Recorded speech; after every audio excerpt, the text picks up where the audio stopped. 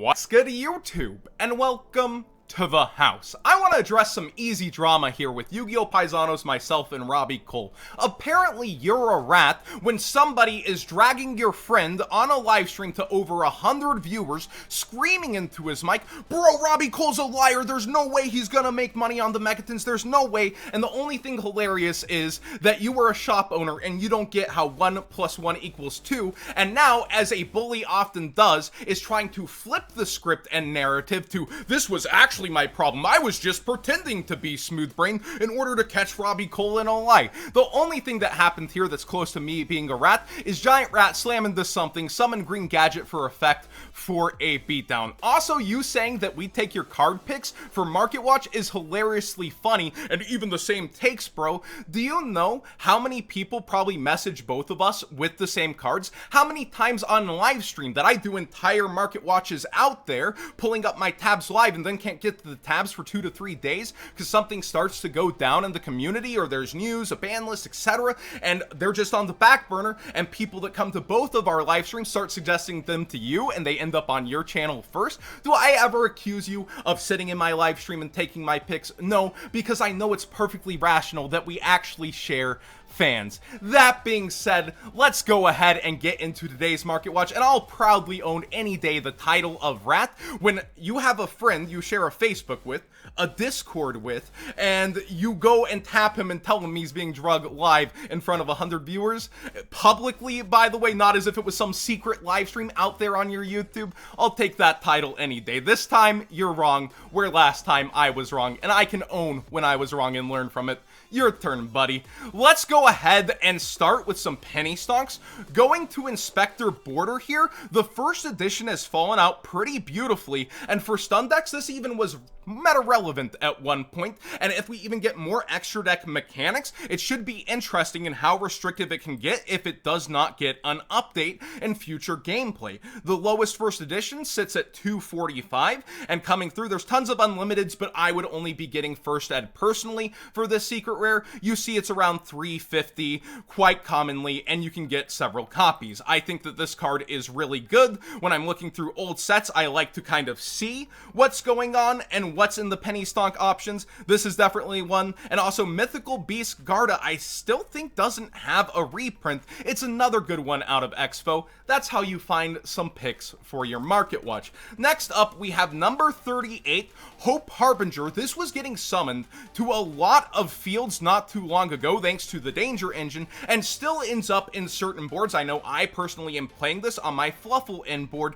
and you have a lot of people picking up Blue Eye stuff with the new promos in the 10s. You have Casual Duelist who will transition into the game. I think that Hope Harbinger at $3, way under its market price, it used to be 5 to 6, and it's only fallen out, is a pretty good pickup as a penny stonk at this point. The gold rare does hold higher rarity, and I had a friend in Discord actually get confused on why people consider this the highest rarity. It's been out way longer. The super's from a special edition, so it's pretty abundant, and gold rare unironically looks pretty good on Xyz. The gold on black effect really makes them shine, and I don't think Beatrice or this card looks too bad, even in the old gold technology. Let's talk about GOAT buyouts that have been happening recently. You have Nobleman a Crossout Hobby League going. First editions from PSV are all the way up towards $48. The Dark Beginning version has been bought out above 20, and all of the Duelist Leagues are gone, but there's one here that's a higher rarity than a common that is just chilling, and that's Dual Terminal. I'm not the biggest fan of Dual Terminal investments, as there's such a high quantity of certain ones, or stores even have them in the back at storage, and Dual Terminals 1 through 4 went on clearance at one point as Konami was clearing that warehouse, but at $3 and many under $5, I don't think that it's a bad pickup for GOAT players as an alternative option to give your deck a little bling. And also look at all the other buyouts that are happening on this card. Look at what happened with Azura Priest and others. I don't think the Dual Terminal Nobleman of Crossout is that bad of a buy. Oh, I forgot to sell out this Market Watch using that TCG player link we all have in the description down below, costing you nothing extra to support the content creator you want directly. Yeah, I know, it's like we all have that same one. Weird. Dual Terminal Elemental Hero Neos has been going up slowly, but is actually under Market Watch for one listing. I think that when you had the Predaplant Verte Anaconda being played for the Neos play, Rainbow Neos. You saw a lot more of this leave the market, and now it's cooled off, so if you were waiting for your opportunity to get this version of the card, it's gone down, but the Secret Rare 10 version is only around $13 also. It's not a bad pickup, as a lot of 10 promos have got looks and have been going up in price. DT Arabellum for past formats had a little bit of a buyout here. It's weird to see that one towards $8. I mean, X-Sabers are on the pull, and actually we're seeing a lot of pull buyouts like the Inzector stuff. The Secret Rare is the only other holo, and if you're looking at past format play, which a lot of people are looking at past formats, it's not a bad pickup either, just to have, as you have the Caliber Cat format and so many other decks, the 1600 punching in the past. The Secret Rare is actually not the worst thing to get, but it's not the best. A lot of people do consider this DT version to be higher. Also, speaking more dual terminal, the Cyber Dragons have had several buyouts. We're on Fallout mode once again, so if this wants to be, like, you want it to be your Cyber Dragon of choice, this is definitely a good pickup to have, and I think that versus other Cyber Dragons, it is a standout, being from dual terminal 1, being the rare and the old styling. Now, speaking of Cyber Dragon Infinity's altar art is still way lower than the other versions, and I like this pickup even though it's out of a March reprint set. Dual Overload is aging, and getting first editions of these is not the worst look. I think it's something you can have that will solidly go up to 5 over time if it does not see extra reprints. And now, a little extra selling out. We've got Ophidian Accessories having their playmat here. I finally got it in person, and it looks freaking amazing, and the price point is oh so cheap, so you can check out using code, I believe it's actually What's Good 10 over there. It might be What's Good 5, but I'm pretty sure it's What's Good 10. Try What's Good 5 at checkout, and if that doesn't work, get yourself even an extra discount over at Ophidian for some of the cheapest, nicest playmats on the market.